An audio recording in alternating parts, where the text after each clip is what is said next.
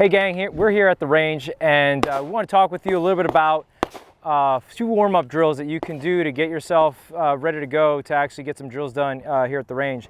Now, before you actually get to the range, we would expect that you're going to do a bunch of dry fire at home, and we'll feature in this video as well a few reps of dry fire. I'm going to be featuring the Mantis Blackbeard and how that works in dry fire, and how you can see how not having to rack the charging handle and doing all that stuff, I can actually continually do my dry fire techniques or skills as if I was doing it live fire.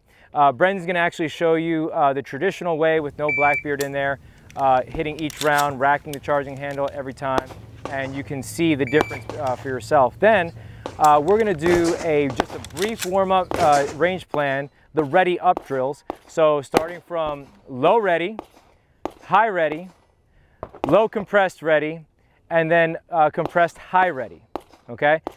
Doing 2 reps at each pace, slow, medium, and fast. The objective at the slow is to make sure the technique's there, get the accuracy down. As you get increasingly faster, you want to maintain some semblance of accuracy, but push the envelope on your speed. So 2 slow, 2 medium, and 2 fast. And we'll go ahead and feature that here in just a moment. Brendan, do you have anything to add on that? Yeah, I mean, the thing about going to the range is you don't want to waste your time dry firing at the range itself, especially if you're an outdoor range. You have limited amount of time depending on what range you are.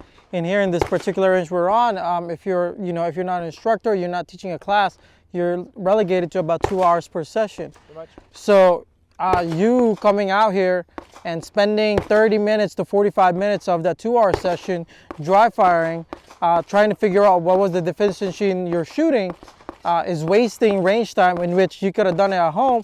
By the time you get here, you're just shooting straight up, you know.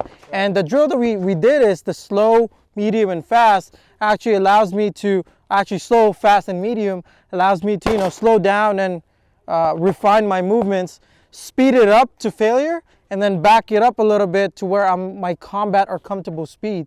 And you can kind of see it in the targets to the left and right side of us today, that there's actually rounds outside of the intended circle. Yep. And that's fine, because that means that we were pushing ourselves faster than what we would normally be comfortable with. I'm actually gonna commend Ernie for having more misses, because that means he's actually pushing himself a little faster than what I did, which is got addicted to putting all the rounds in that circle. Right. So same thing when you want to, warm up and then work on your proficiency, the balance between speed and accuracy. You want to, basically on the slow, you want to get the accuracy point to where you're actually hitting inside the circle, whatever your intended target is, and you're keeping that consistency. When you go to fast, the objective is not as much accuracy, but more speed in the technique. Then when you get back to the medium, like Brendan is talking about, then you're gonna bring everything back into the circle, but a balance between speed and accuracy. So that's something that you wanna do, and yes, you wanna push yourself to or beyond failure, so at least you know your point. You can't get faster unless you actually go faster. So you have to be able to know what that feels like.